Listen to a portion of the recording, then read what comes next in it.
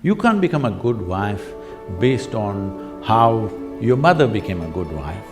Situations have changed, expectations have changed. The biggest mistake humanity made was, they started saying marriages are made in heaven, that's why it's such a mess. You made this relationship because you need it badly, isn't it? If you understand and you're always grateful for this, you would handle it well.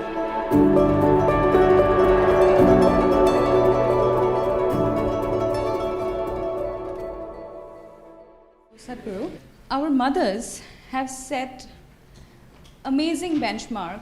The moment you say mothers, Yeah. they're giving a sound ambience of babies crying. Oh, okay. Perfect. That's the halo effect, I think. Yeah, so they've set quite a big benchmark of being an ideal wife. However, I, or girls of my generation, feel that we cannot be as good as wife as my mother has been, or our mothers have been. So should I feel that I am falling short of in my personal life, or should I feel that I'm not giving enough justice to my marriage once I'm married? How should I feel about this? You know, our center in the United States is in Tennessee. Tennessee is a little one kind of state, okay. Mary Makowski, that's not Romanian, right?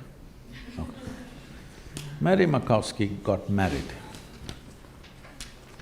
And after their honeymoon, they came home and she threatened him that she's going to make a dinner all by herself. I'm sorry, she said she'll make dinner for the new husband. And husband came home from work and she served the dinner and he put it in his mouth and slowly he was chewing on it and went into profound thought. Then she was very excited about this dinner and she said, there are only two things my mother taught me how to cook, the meatloaf and the apple pie. Then he looked at her and said, darling, which one is this? So, your mother, your grandmother, how they made good wives? Largely it was believed the way to a man's heart is through his stomach. Today your husband will call Uber Eats and whatever quick picks and this and that and Swiggies and whatever, all right? So, you can't make a good wife based on how your grandmother became a good wife. You can't become a good wife based on how your mother became a good wife. Situations have changed, expectations have changed. It's not in the stomach anymore. For some it's gone up into the head, for some it's gone further south. Yes? So, you don't do that. Essentially, what a husband and wife means is, because you're not geared, most people are not geared, very few people in this world are geared to make this journey of life all by themselves. They're organized enough within themselves totally. They never feel anything missing in their life because they've made themselves like that.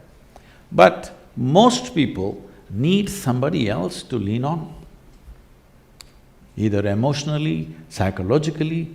There are needs in a human being, physical needs, psychological needs, emotional needs, maybe social needs, economic needs, variety of needs. To fulfill these needs, you want to find one person that you can depend on. Because it's very difficult even to find one person with whom you can share everything that you have, your body, mind, emotion and works. So this is the idea. Formalizing it is so that every time you get some little friction, you don't fall apart, so little tying up so that things don't fall apart very easily, all right? Nothing else. The biggest mistake humanity made was, they started saying marriages are made in heaven, that's why it's such a mess. No, it's done here. If you see, marriages are made between us and we took responsibility for who we are, we could have made it work, but the damn thing is made in heaven. Not suitable here, it's because it's alien stuff. Everything is a mess because you think it's made elsewhere by somebody else. If you understand it's made by you for your well-being, to fulfill your needs and your purposes, so that you can go through this journey of life with least amount of trouble and friction, then you would handle it more responsibly, isn't it?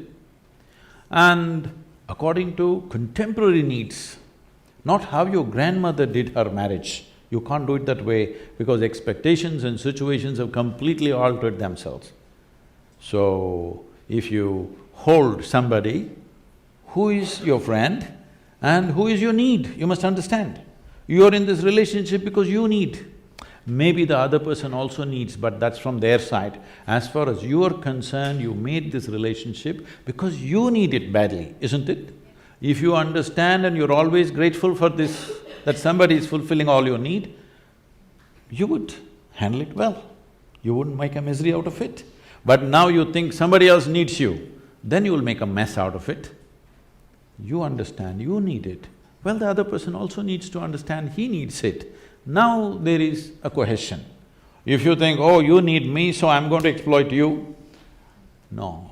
This is not about you squeezing happiness out of somebody or they squeezing happiness out of you. If two happy people meet, then there can be something wonderful happening between them. But you are a misery and you think somebody else should be the source of your happiness, well, it'll multiply.